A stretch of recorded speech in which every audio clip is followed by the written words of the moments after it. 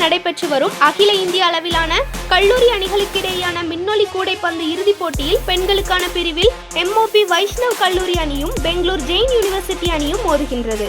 ஆண்கள் பிரிவில் சென்னை இந்துஸ்தான் கல்லூரி அணியும் பெங்களூர் ஜெயின் யூனிவர்சிட்டி அணியும் மோதுகிறது. இறுதிப் போட்டியை காண ரசிகர்கள் ஆர்வம்.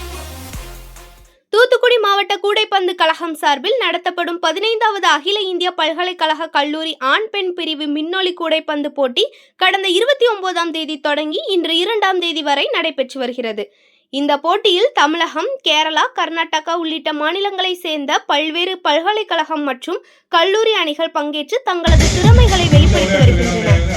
சனிக்கிழமை இரவு நடைபெற்ற ஆண்கள் பிரிவு லீக் ஆட்டத்தில் ஜெயின் யூனிவர்சிட்டி பெங்களூர் அணி மற்றும் கிறிஸ்டியன் கல்லூரி பெங்களூர் அணிகள் மோதின. விறுவிறுப்பாக நடைபெற்ற இந்த ஆட்டத்தில் 53க்கு 50 என்ற புள்ளி கணக்கில் ஜெயின் யூனிவர்சிட்டி அணி வெற்றி பெற்றது. அதேபோல பெண்கள் பிரிவு லீக் ஆட்டத்தில் சென்னை லொயோலா கல்லூரி அணி மற்றும் அல்போன்சா கல்லூரி கேரளா அணிகள் மோதின. திறமையான ஆட்டத்துடன் நடைபெற்ற இந்த போட்டியில் 58க்கு 55 என்ற புள்ளி கணக்கில் சென்னை லொயோலா கல்லூரி பெண்கள் அணி வெற்றி பெற்றது. மிகுந்த எதிர்பார்ப்பை ஏற்படுத்திய இந்த தொடரில் இறுதிப் போட்டி இன்று இரவு நடைபெற உள்ளது. முதலில் பெண்களுக்கான பிரிவில் MOP வைஷ்ணவ் கல்லூரி அணியும் பெங்களூர் ஜெயின் யூனிவர்சிட்டி அணியும் மோதுகின்றது. இதைத் தொடர்ந்து ஆண்கள் பிரிவில் சென்னை இந்துஸ்தான் கல்லூரி அணியும் பெங்களூர் ஜெயின் யூனிவர்சிட்டி அணியும் மோதுகிறது. இறுதிப் போட்டிக்கான ஆர்வம் ரசிகர்களுக்கிடையே அதிகரித்து வருகிறது. தூத்துக்குடி நகரில் நடைபெறும் இந்த அகில இந்திய அளவிலான போட்டி இளம் வீரர்கள் தங்களது திறமைகளை வெளிப்படுத்தும் முக்கிய மேடையாக அமைந்துள்ளது. இன்று இரவு நடைபெற உள்ள இறுதிப் போட்டியை காண ரசிகர்கள் ஆவலுடன் காத்திருக்கின்றனர். தூத்துக்குடி மாவட்ட கூடைப்பந்து கழக தலைவர் பிரேமானந்தம், செயலாளர் சாகுல் சிராஜுதீன், துணைத் தலைவர் பாலா, பொருளாளர் ராஜ்குமார் உள்ளிட்டோர் போட்டி ஏற்பாடுகளை சிறப்பாக செய்திருந்தனர்.